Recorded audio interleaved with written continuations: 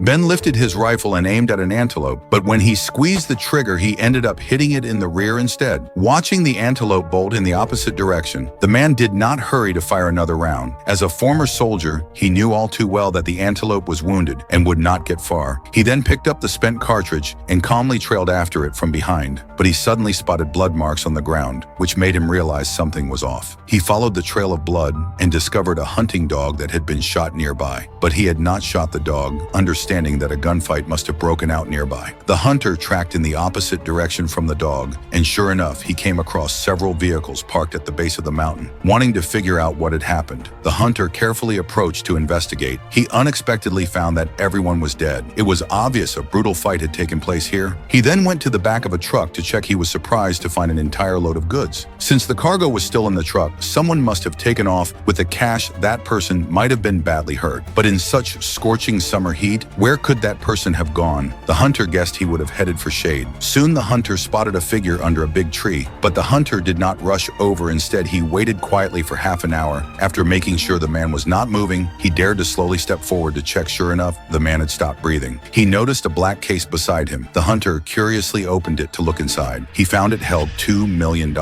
Although the cash might bring him trouble, why would he turn down money already in his grasp? He carried the case back home. But when night came, the hunter still felt restless to protect his family. He arranged for his wife to return to her parents' house and stayed in a motel with the cash. To dig into their background, he stashed the case in the air vent of room 137. He then restored the vent to how it was before and deliberately opened the neighboring room 138. He had no idea this move would end up saving his life. The hitman had already marked him and, using the tracker hidden in the suitcase, quickly locked the signal onto room 137. However, after searching for hours, the killer could not locate the suitcase. The case had been dragged into the neighboring room by the hunter when he noticed the scratch marks in the vent. The killer realized the target was highly resourceful. Still, he refused to give up the chase. He used the same trick to break into the hunter's room. The hunter had already slipped away and checked into a different motel. The hunter realized the assassin could follow him, which felt wrong. To confirm his hunch, he quickly opened the case of cash to look sure enough there was a tracker hidden inside the bills from the pattern of the red light flashing. It was clear the killer was closing in.